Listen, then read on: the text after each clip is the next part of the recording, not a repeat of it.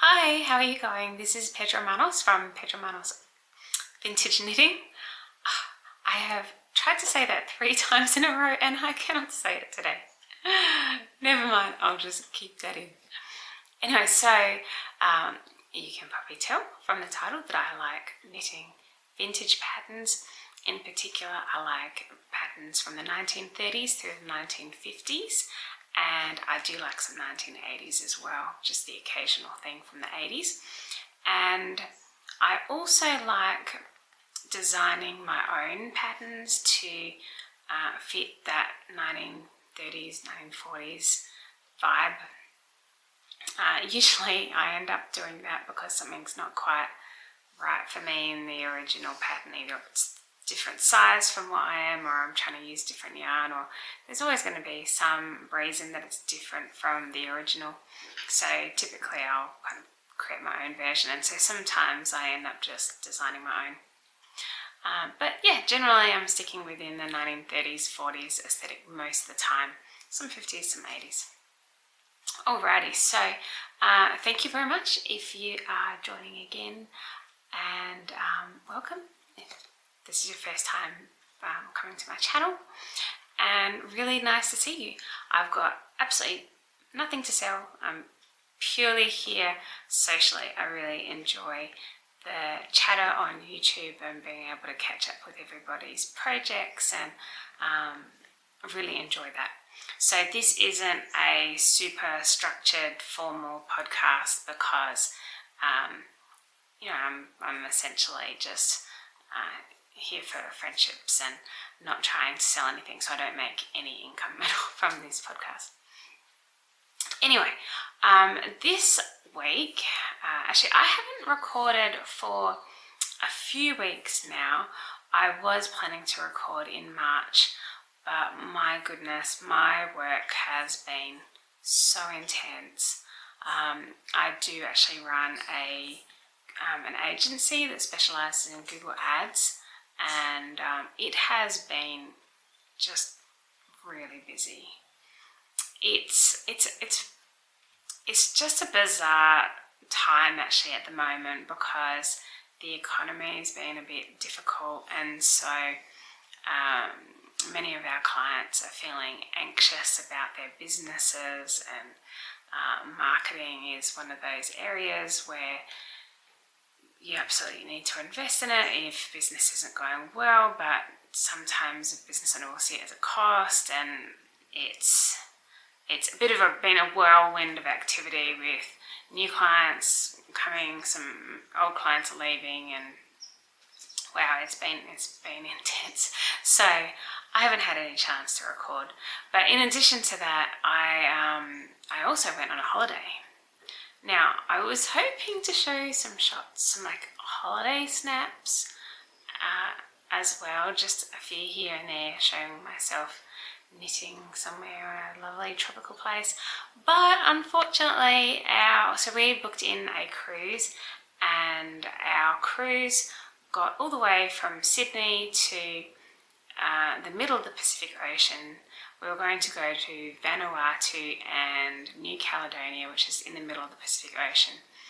And just when we got there, one of the engines on the cruise ship died. There was a part called sorry, I'm not a boat expert, I've forgotten what it's called, azipod? I think that's what it's called. That helps to steer the ship through the engine, and that had died.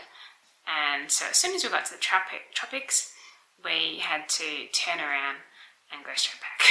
So I was out in the Pacific for 8 days straight, and I was not recording any podcasts because, well, I didn't have all my gear set up. I didn't have like tripod or anything on the boat, and there would have been people everywhere, and it would have just been nuts. So it did though give me the opportunity to do a fair bit of knitting, because normally during the work week I only get my evening time, and this time I was knitting during the day, which is pretty unusual for me, and I managed to get quite a bit done, which is really good. anyway, so yeah, so that was a bit of an adventure. I'm hoping that we'll get some back on travel insurance, because it does cost a bit in Australia to travel. So I live in Adelaide. We had to travel from Adelaide to Sydney to embark on the cruise, and then we didn't make it to the final destinations. We turned around and the cruise finished earlier, so then we had to book another hotel night and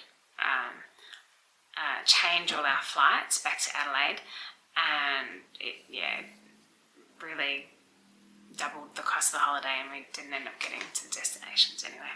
So fingers crossed, it might be that we'll get some of that reimbursed, and then we might be going on another holiday some other time and be able to show you some nice shots then. I did manage to take a photo of a wasp. That's like all I managed to get a photograph of. It was like this beautiful tropical wasp, and I'm like, oh, wasp, isn't it pretty?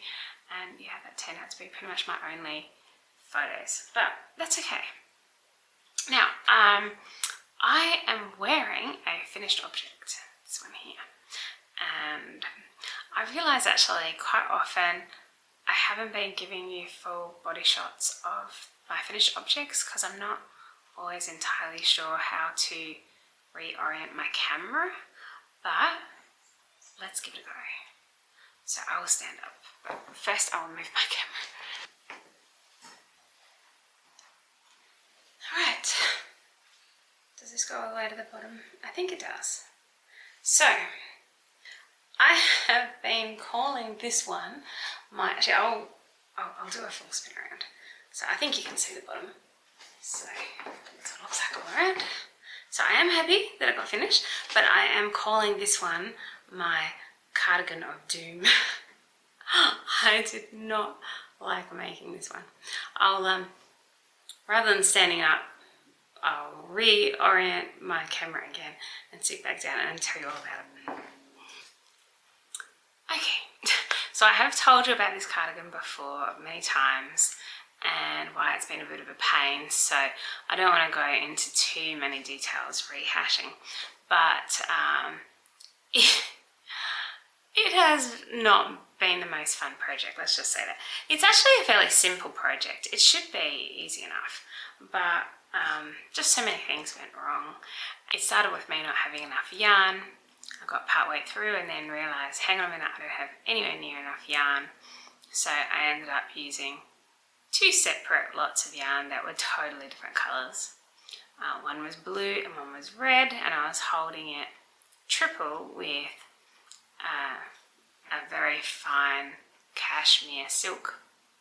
So the colours ended up a bit odd. Now, as it turns out, the colours are fine now. I'm happy with it because I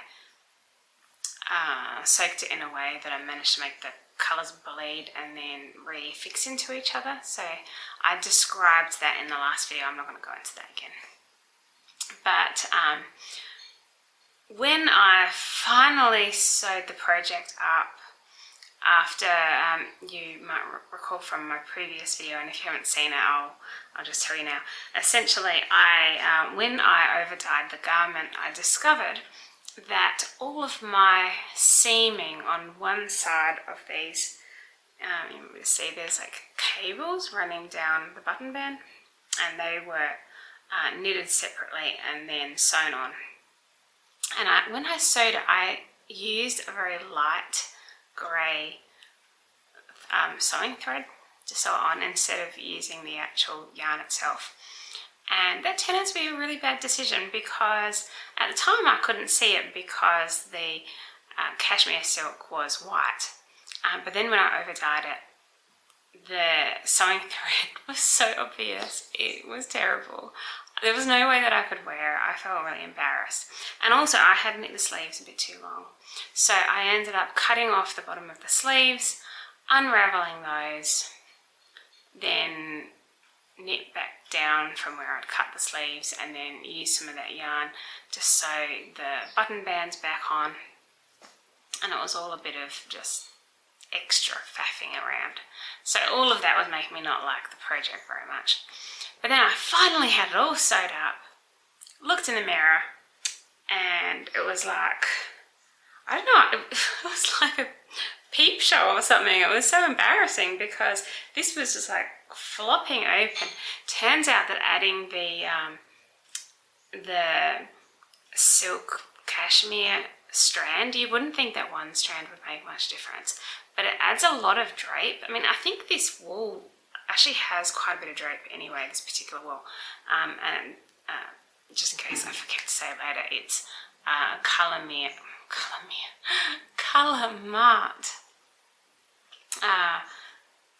soft wool. So actually I can do the exact name. I always forget every time. It is Calamart 4-36 NM heavy lace weight soft wool. And I use 2 strands of that and 1 strand of the 2-65 NM cobweb weight 65-35 cashmere silk. Yeah. So it has quite a bit of drape. And essentially, what was I getting with the drape? Forgotten. Well, essentially it just looked all floppy and it was gaping over. That's right. I was talking about the unfortunate boobs incident. Not that anything happened, but I looked in the mirror and it was just like boobs sticking out of the cardigan all floppy. And I'm like, oh my goodness, I can't wear it. I just would have felt so embarrassed. It's just not exactly my style. I'm usually fairly conservative. So actually I class my style as grandma chic. I don't know how much chic there is in there, but certainly the grandma is what's happening. So yes, it was just all open. So and I had put 2 buttonholes at the bottom, and actually I found these wonderful buttons. Let's see if you can you guys see those? I really like the buttons. They look so nice with this yarn. Looks, maybe actually I've got my light on, it might be reflecting. Hang on, let me just try turning that light off. Oh, now it's a bit dark, but can you see those buttons? I love them. I think they're great. I'll turn the light back on. Alright, so yes, I had only done 2 buttonholes. I don't know why, I just thought that 2 was going to be the right number, and obviously it wasn't. So I thought, well, okay, I need to do something about this, and I decided to add snaps and have more buttons. So actually I've got 2 buttons in buttonholes, 2 snaps, and 2 fake buttons. That's just decorative, but actually they're being all held together with snaps. That works so much better. I still, if I was to do a deep V again, sorry, I just had my cat turn over here. He is.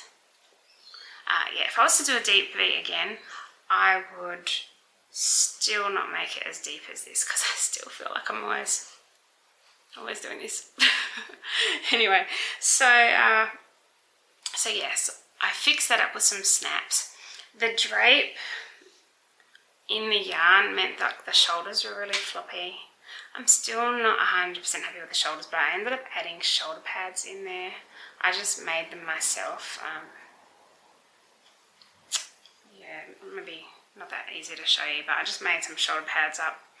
And I mean, but because the yarn's quite thin and it does have quite a bit of drape, I feel like it just drapes over the shoulder pads, so that's still not that brilliant. I cut too much off the end of the sleeves, so now my sleeves end short, whereas before they were like too long. So yeah, I just cut too much off. Now I've got excess yarn. But that's not a huge big deal. But one thing that is bothering me though is it fits me great at the back, but at the front I feel like it sits a bit high on my waist, and I can't wear it with any kind of trousers or shorts or any skirt that's not really high-waisted. So yeah, the only way I can wear it with 2 pieces is if I'm doing like Harry high pants look. I did manage to find a skirt that I could kind of pull up high enough, but it's I I think it's going to be better with a dress. And I don't tend to wear a lot of dresses. In fact, I don't own a lot of dresses. And the dresses that I do own are not really the right shape for this cardigan, or they have some kind of detail at the waist, like a bow or something like that at the waist, that's kind of interfering with it. So I don't really have a lot of outfits that I'm wearing it with. Today I've just got it on with a kilt, and I managed to do the kilt quite tightly around my waist, so it's high enough that I thought I can get away with it. And I think it is nice with a shirt like this, but still, next time if I did a deep v-neck, I won't make it as deep, and I'll definitely make it longer, because, yeah, do you know, I feel like I know that vintage knitting tends to sit at the waist, but I feel like I've been skimping a little bit on yarn and then having it sit right on the waist, when really, for the way that I like to dress now, I kind of need to have the ribbing sitting below my waist and on my hip, and then having the top of the ribbing sit on my waist rather than the middle of the ribbing around my waist. I don't know if that makes sense. But yeah, I've been finding that a lot of my knitting has been a bit too short. So I tend to, well, I do tend to lengthen it. But this time around, the way that it was constructed made it actually pull up a bit, because I don't know if you saw before. I'll just stand up again and see if you can see, but at the back I think it actually fits really well. Like, it sits in this kind of fairly nice spot, but at the front it like, if I breathe in, you can see it's kind of ridden up. And what I think that I might have done is maybe made the maybe I didn't make the button band quite long enough. If I had made the button band just that little bit longer, then it would have pulled everything down a bit at the front, because I would have had to have it a bit more stretched, I guess, in order to line things up with the actual stockinette. And because of the drape in the fabric, the stockinette at the back is sitting nicely, but at the beginning, at the front, sorry, it pulls up and it almost kind of ripples around the buttons, and I don't really like that. So yeah, for something that I end up putting so much work into, I kind of feel that I'm not going to be getting as much use out of it as I expected. I thought it would be a real staple, and because I do need some staples in winter. Where I live, it's a hot climate, but ironically I'm always cold because I work from home and we don't have any kind of central heating. So our temperature in the house throughout most of winter will be around 15 degrees Celsius, which is about 60 degrees Fahrenheit. And it tends to just stay like that until late spring. And now that it's autumn, it's going to start getting cold, and basically until late spring, it'll be around like that. And then when it's summer, because it's so hot outside and we tend to have multiple days of 35 or more in some months, we just have the air conditioning running all the time, and so we have the air conditioner set to 22 degrees Celsius, and so the house is just 22, and I'm a kind of a cold-bodied person, and so I'm usually wearing jumpers even in summer because I don't go out all that much. I'm a bit of a homebody. Anyway, so yeah, I did need some more staple things, but this one probably won't be it, because I really feel like I only wear it with very high-waisted things and dresses. Alright, but I did like the colour, so I don't want to just be really negative about it. I do like the colour. I like how my over-dyeing technique worked out. Like, you can't really tell that it's two different colours of wool, and I don't mind the slight difference. I was really happy with the buttons that I found, and I do like how the cable turned out around the neck. So there are some things about it, and I did bring this one with me on our holiday, and I did wear it. So it's not like it's not got any use, like it not got any wear. It has got wear. Also, I do really like the yarn. It hasn't peeled in the slightest. And compared to last year, I knit with a very popular yarn here in Australia, Bendigo Woolen Mills Luxury. That one was pilling within a week.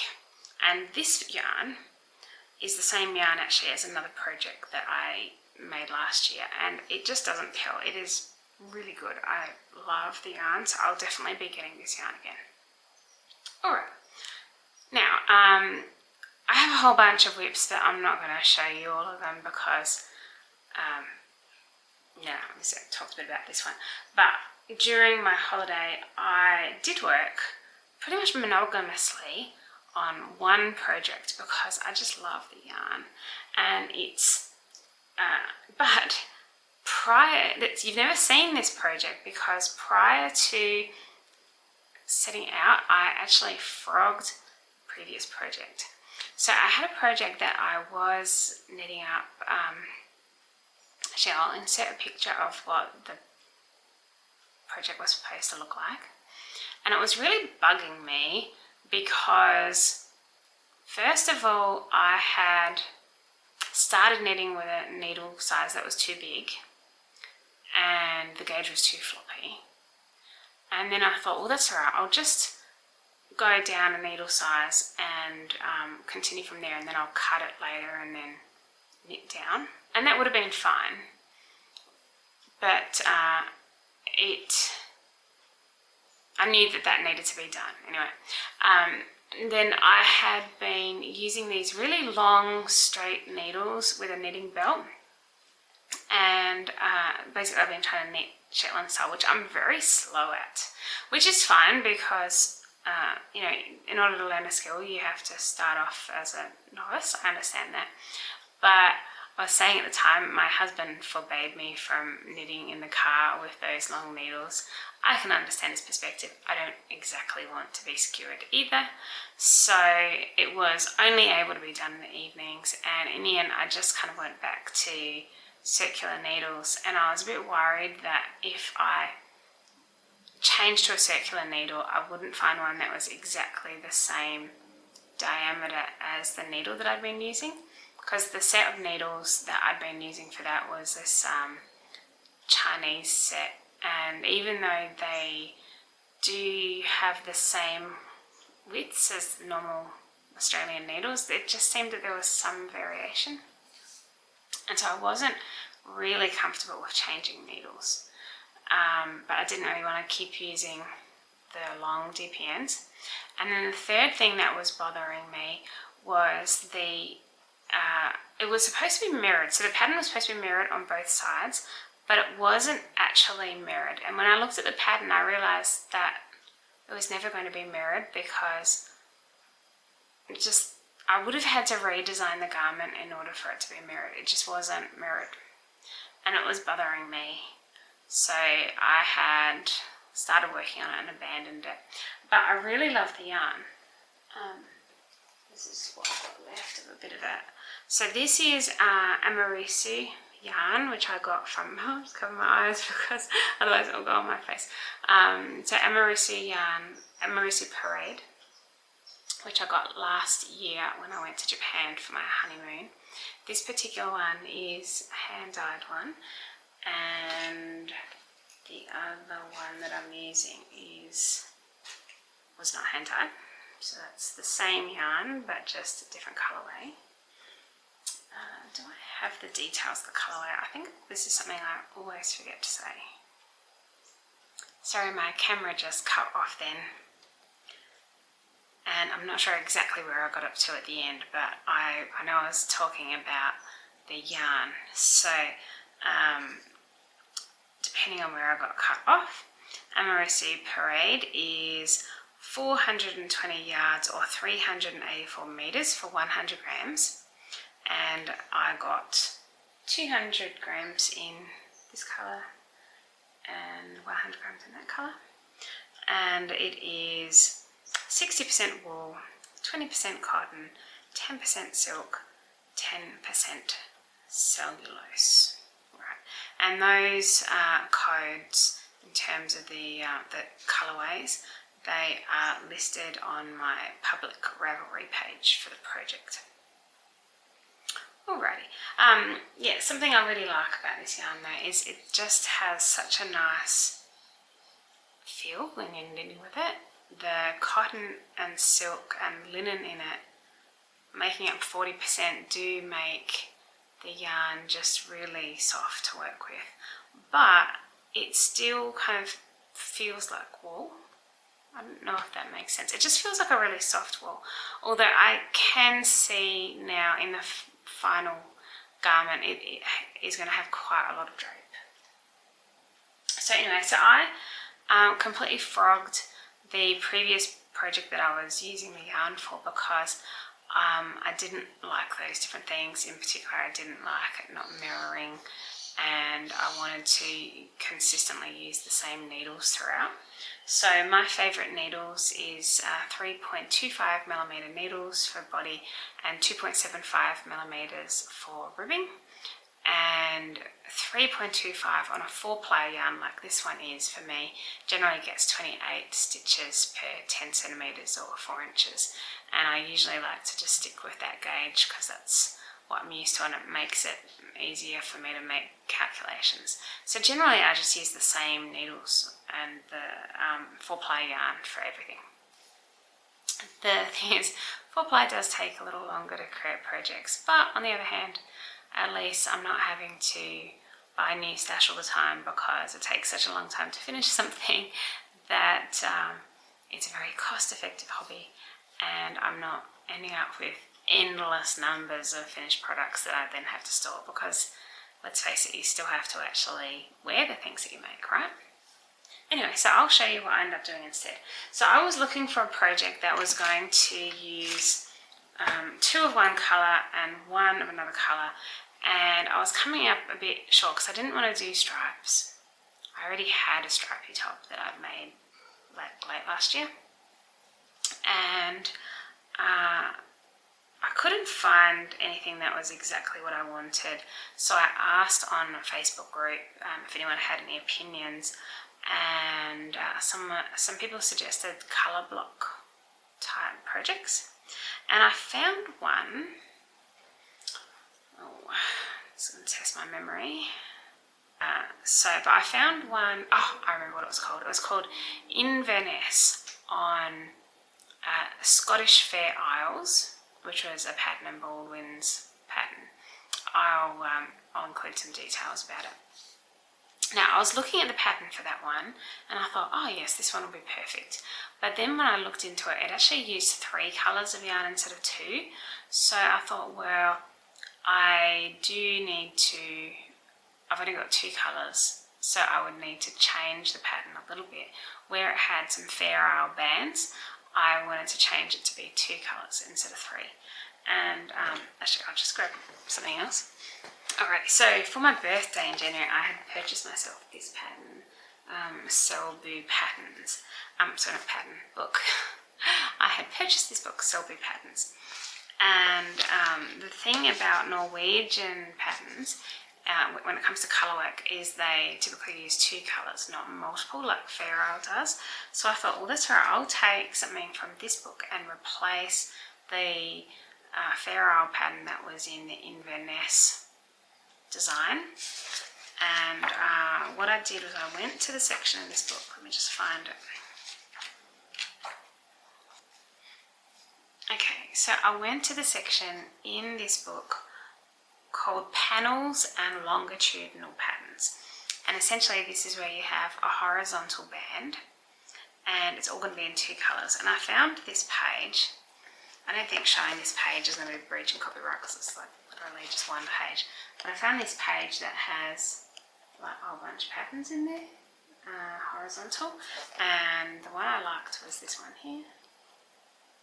So I just decided to sub the one that was in the 1940s pattern, which was the Inverness from Scottish Fair Isles, with that pattern instead, and then that way I only needed 2 colours. So that's what I did. I planned it all out so that I wasn't going to get stuck on my holiday, and this is what I've come up with so far. I've finished the body and I'm working on the sleeves. So now this is, the only thing is, the yarn did have quite a bit of drape, and even though I did measure the gauge, the weight of the garment is actually pulling it down a little bit, so it is taller as a garment than I was expecting, but it'll be fine because, like I was saying before, I am sick of things being too short. And so this is what the top is looking like. That top section uses that pattern, and at the bottom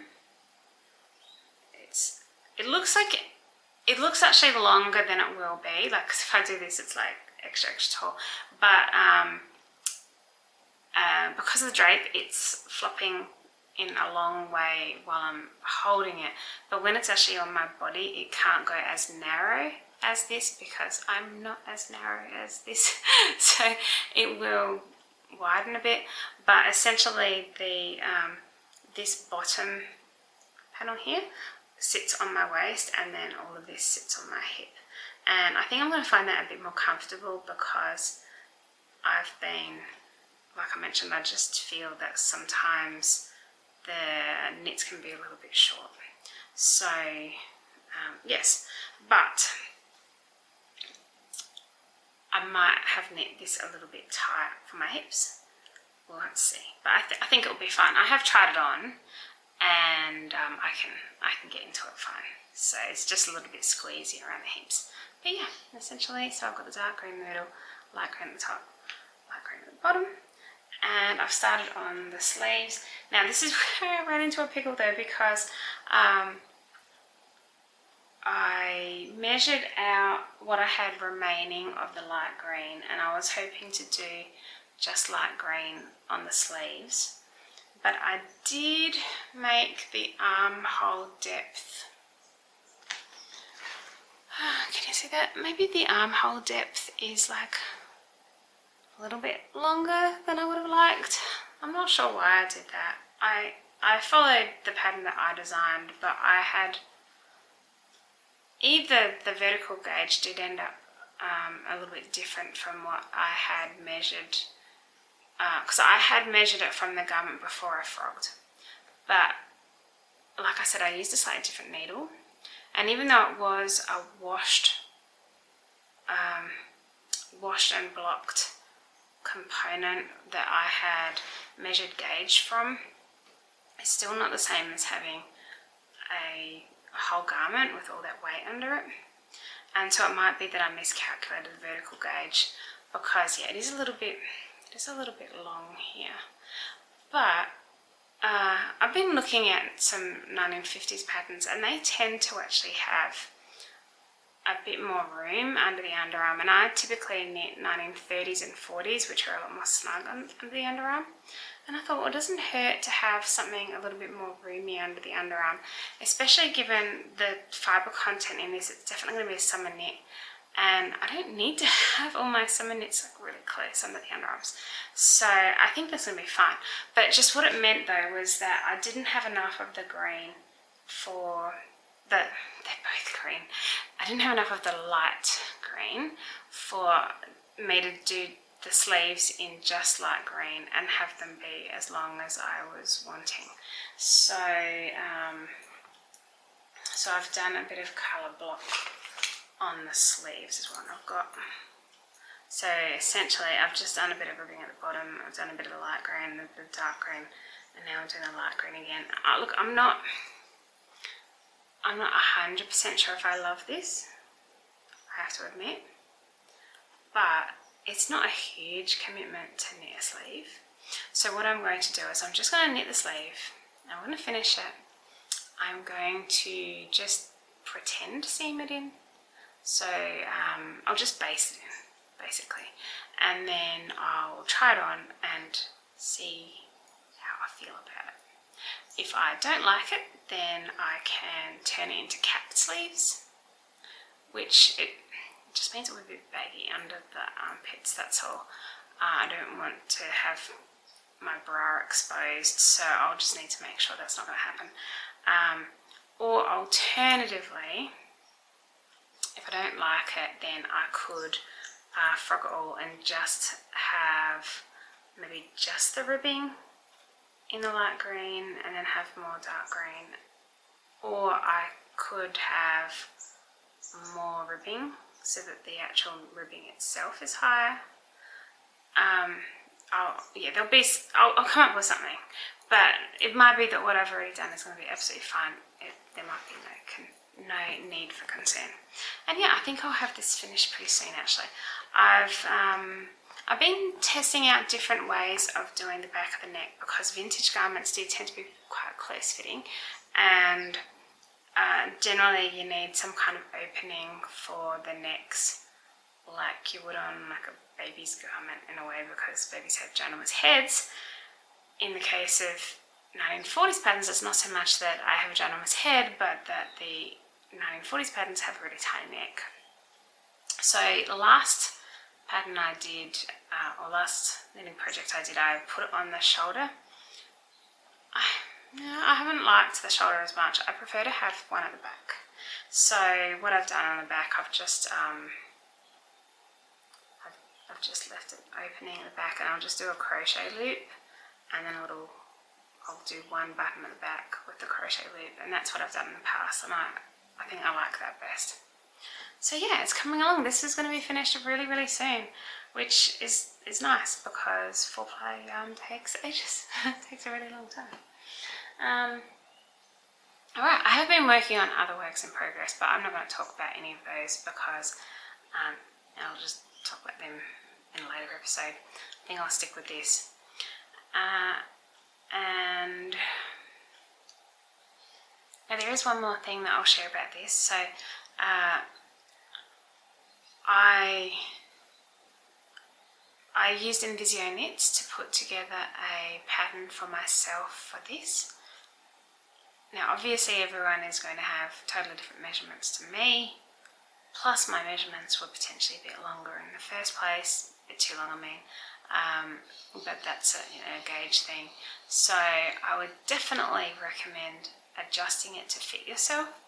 But before I start knitting these days, I always use Invisio Knits to set up a graph, and I basically graph out the entire project.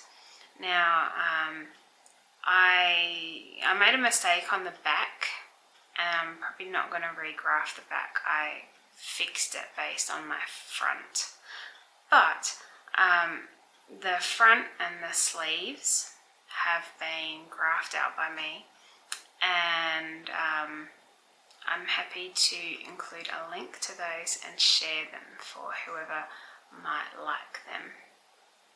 What I'll do is I'll just put them in my own Google Drive, and I'll include them in the show notes. And if you want to knit one that's similar to mine, then you can just click on the link, and it won't be like a published pattern that's size inclusive or written out in a description. It will literally just be a chart. But if you find that helpful, then by all means I'm happy to share it. Hello, Petra here again, but the day after. Now last night I actually finished the sleeve on the project I was showing you, and I discovered an unfortunate problem that's going to need to be fixed. So I will, I have finished the sleeve, and then I've just basted it to the body, and I'll show you what's up.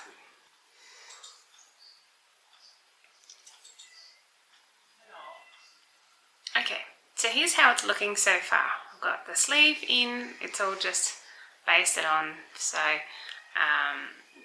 it still needs to be seamed obviously, but actually I'm going to have to move the camera. Alright, here's the issue I'm running into. So I mentioned before about how I am wanting my knits to be a bit longer, because I don't like them sitting like right on my waistline. So my waistline, the narrowest part of my waist is here. And I've got this Fair Isle thing that's going around there, and Fair Isle doesn't stretch much, so it doesn't stretch more than that. The other parts stretch a lot more, but it essentially goes as far as that. Alright, now I've just got a singlet on underneath. I haven't got this seamed up yet, but if we just pretend that it's seamed, and that's all open. Now when I go to seam this, here's the issue. Essentially, when I seam this all up, it's actually going to sit in the perfect place. The ferrule is going to be right around the thinnest part of my waist, so that's actually a perfect spot. This will stretch out, so it will fit. But the problem is I'm not going to be able to get it on and off because I have done ferrule on the back as well. And if I join the two ferrule bits together, then try to lift it up, it's getting stuck on my rib cage. I can probably just manage, but it's going to be a bit painful getting that over my shoulders. So what that means is I'm going to have to find a way of seaming it that enables this part here to open up. And typically what you see on dresses that are quite narrow around the waist is some kind of side zip. So what I'm thinking is that I will seam everything except for the side, and then I'm going to need a side zip on this side, so that, or the other side, but one side will have to have a side zip so that I can get this on and off without pain, essentially. I considered whether I could use buttons, but then I would have like crochet hooks that are going over the pattern, not crochet hooks, crochet loops, and a button that's going over the pattern, and I don't really like that because I want the pattern to join nicely, and also then it might gape. So I'm planning to wear this as a t-shirt, not necessarily have a singlet on underneath like I've got here, and I don't want to have gaps where it's going to expose my skin. So essentially that's the issue I'm running into. So if anyone has ever fit a zip into a knitted top on the side, please reach out to me because it's going to be a completely new thing for me.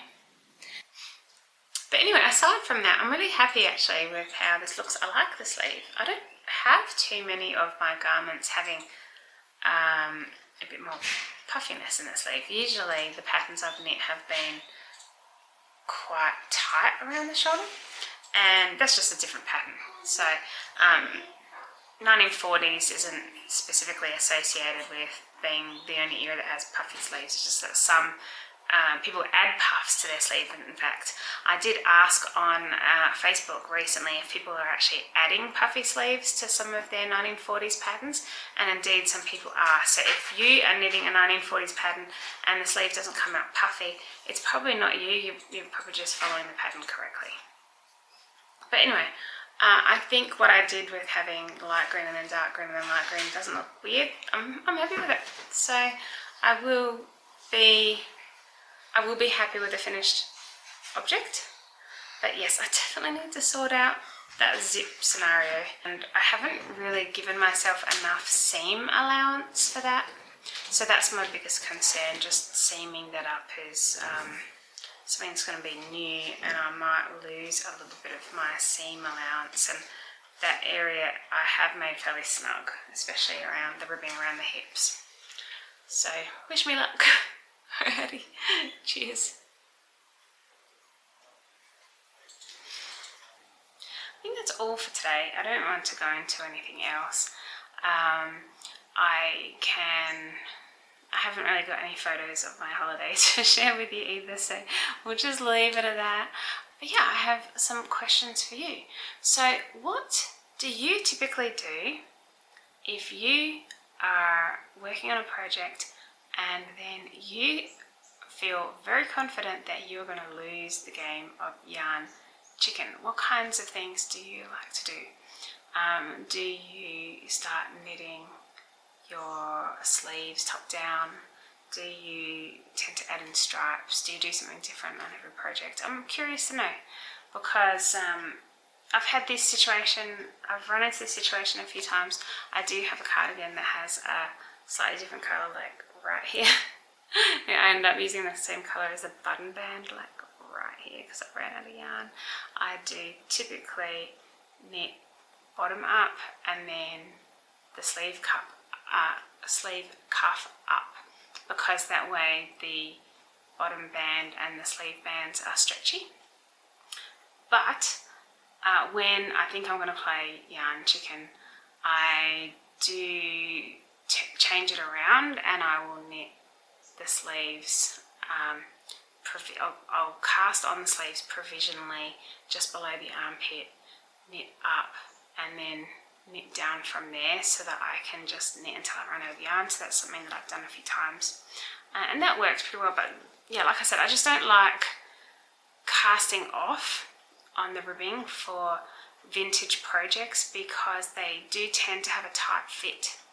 And when you have a tight fit and you are casting off instead of casting on, that edge tends to be tight and feels a bit uncomfortable. So generally I like casting on at my ribbing areas. So yeah, so generally I have to come up with a creative way of resolving the situation if I'm running out of yarn. But yes, please tell me what you do if you're knitting a garment and you suspect you're running out of yarn. Do you just go and buy more? Do you come up with a creative way of doing stripes? Do you just replace it with something from stash? Is it different every time? What's your usual tried and true techniques? Alrighty, well, nice to see you all. Really glad that I was able to record an episode finally after not having one in March, and really looking forward to hearing from you and watching your podcast if you have one. Alrighty, see you, bye.